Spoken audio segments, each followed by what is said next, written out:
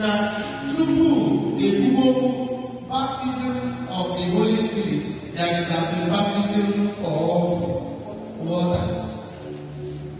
And when we are born again, and no one will also, never also. There is experience of the Holy Spirit we receive when we are born again. But that is all. That is not all there is. After that first encounter with the Holy Spirit in the new birth, where the Holy Spirit regenerates our human spirit and then dwells within us, there is another experience of the Holy Spirit that comes after that one. That experience of the Holy Spirit is the Holy Spirit upon, and that is what we call baptism of the Holy Spirit. Sometimes people refer to it as the infilling of the Holy Spirit. It is another dimension of the presence of the Holy Spirit that comes after the first dimension of the Holy Spirit within, the dimension of the Holy Spirit that stays within. In the life of the apostles and in the early Christians, we saw that once the person is born again, once the person is baptized, there is another experience that comes. Usually, they want it to happen immediately because it is very, very important for the fullness of the Christian walk. Often, as someone came around, someone came back in the way, they could have been something like that. If so good, I think they even go to Christ.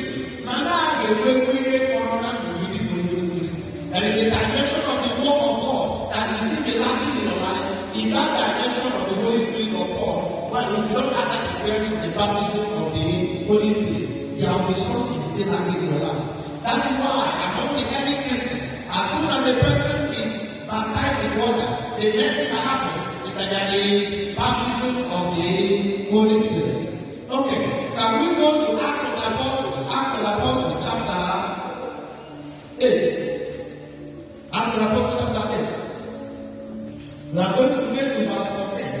But before we get to verse 14, can we see these two experiences we are talking about?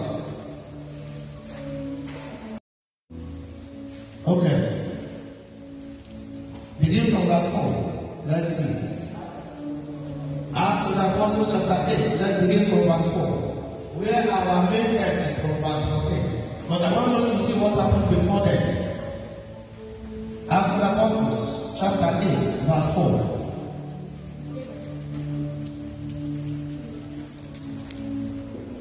Please. Pastor. He said, therefore those who were scattered went everywhere preaching the word. It was the persecution that came to the Christians. After that persecution, people went to different places and they went everywhere preaching the word. Fine. Then Philip went down to the city of Samaria and preached Christ to them. 6. And the multitude with one accord heeded the things spoken by him, hearing and seeing the miracles which he did. 7. For unclean spirits crying with a loud voice came out of many who were possessed, and many who were paralyzed, and they were healed. 8. And there was great joy in that city. 9. But there was a certain man called Simon who previously practiced suspect in the city, and astonished the people of Samaria, claiming that he was someone great. 10. To whom they all gave heed, from the least to the greatest, saying, this man is the great power of God. 11. And they heeded him because he had astonished them with his sorceries for a long time. 12. But when they believed Philip,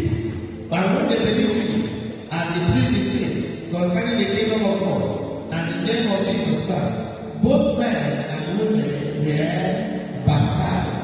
13. Then Simon himself also believed, and when he was baptized, he continued with Philip and was amazed, seeing the miracles and signs which were done. This was was the first stage. That Philip went to Samaria and preached the gospel. He preached Jesus to them. And when he preached to them, they believed. When they believed, they were baptized. So, and in that process, demons were also cast out of them. So, they received salvation, they were delivered from demons, and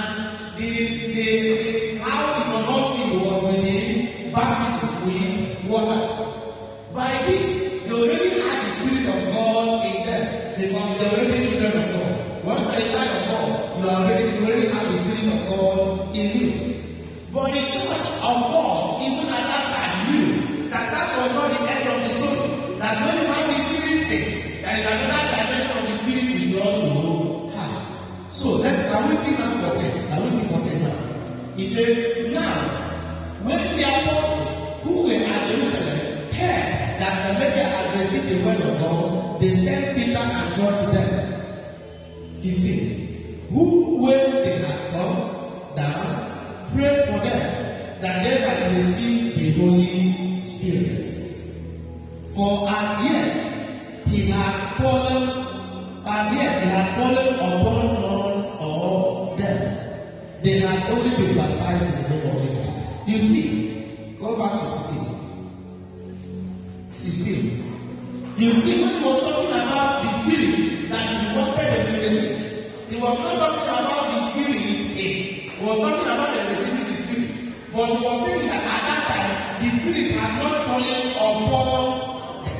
So you see that the dimension of the Spirit they were talking about was the Spirit of God. At that time, even though they had been baptized, even though they had received Jesus, even though they were already born again, the dimension of the Spirit of God was not operational in their days. So when the church in Jerusalem heard it, they knew that it was important. So they sent Peter and John to go and bring to them this second experience of the Holy Spirit, the Spirit of God. And he said, at that time, none of them had the word. All they had received is the baptism in the name of Jesus. Okay, now we see 17 now. Then they laid hands on them and they received the Holy Spirit. Amen. When we get to how people receive the Holy Spirit, we return to this passage in God permissions. Because one way of receiving the Holy Spirit is by laying on of hands. One way of receiving the outpouring of the Holy Spirit, or the baptism of the Holy Spirit, or the Holy Spirit of God, is by